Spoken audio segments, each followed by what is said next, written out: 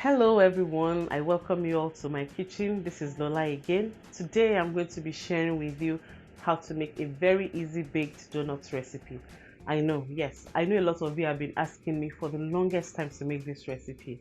I'm sorry it came a little late, but better late than never. So let's get started with this recipe. So first things first, I'm going to be greasing my donut pan right now with just a little bit of butter, and I'm going to be setting that aside. The next thing I'm going to be doing is to measure out my all-purpose flour, and to that I'm going to be adding 2 teaspoons of baking powder, a little bit of salt, and some cornstarch. You may be wondering why I added the cornstarch. It's just to give the donut a little bit of more texture. I'm just going to be whisking this together and I'll set it aside. So in this bowl I've got my butter, and to that I'm going to be adding some brown sugar, and I'm going to be whisking this together until it becomes very creamy. Once the mixture becomes creamy, it's now time to add our spices, and today I'm going to be using a little bit of cinnamon powder and a little bit of nutmeg. Then I'm going to whisk this together once again. And don't forget to scrape down the sides of the bowl so that everything can be well combined. Once everything comes together perfectly well, it's now time to add our egg, and I'm going to be adding this egg one at a time. After adding the first egg, whisk it together very well until it's well absorbed by the cream. Again, I'm going to be adding the second egg, and I'll repeat the same process by whisking it until it's well absorbed. Now everything has come together perfectly well. It's now time to add the dry ingredients together with the wet ingredients. I'm going to do this alternately. I'll first start by adding my flour, and I'm going to make sure I mix everything together very well until it's perfectly combined. As you can see, at this point we have a very thick batter.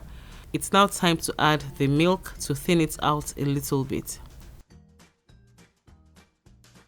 Mix this together also until the milk is totally absorbed by the batter. Again, I'm going to be adding the flour. Then I'll mix this together until everything is well combined. I still have some wet and dry ingredients left. I'm going to alternate it one more time until everything is well combined. Now the batter is ready, and it's now time to put it inside the baking pan.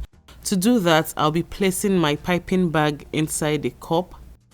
Then I'm going to be scooping the batter inside the cup a little bit at a time. I'm not going to be filling this to the brim because I still need a little bit of space to hold my piping bag. Once you are done filling the piping bag with the batter, simply lift it out from the cup, then cut off the tip so that you can be able to squeeze out the batter inside your donut pan. You don't want to get it overfilled because you don't want the batter to spill out of the pan when it's baking. So I'm just going to repeat this process for the whole batter until I'm done filling my baking pan.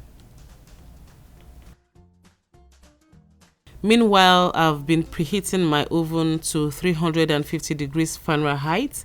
I will now be taking this inside my oven, and I'm going to leave this to bake for about 12 to 15 minutes until the flip side of the donut become golden brown.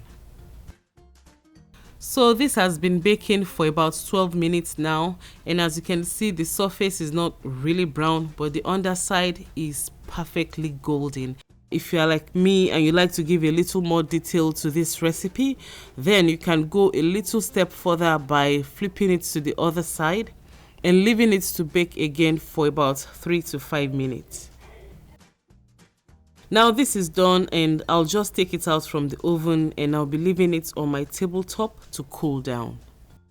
So while the donuts are cooling down, I'm just going to be making the glaze, and this is a simple glaze of just honey with a little bit of lemon.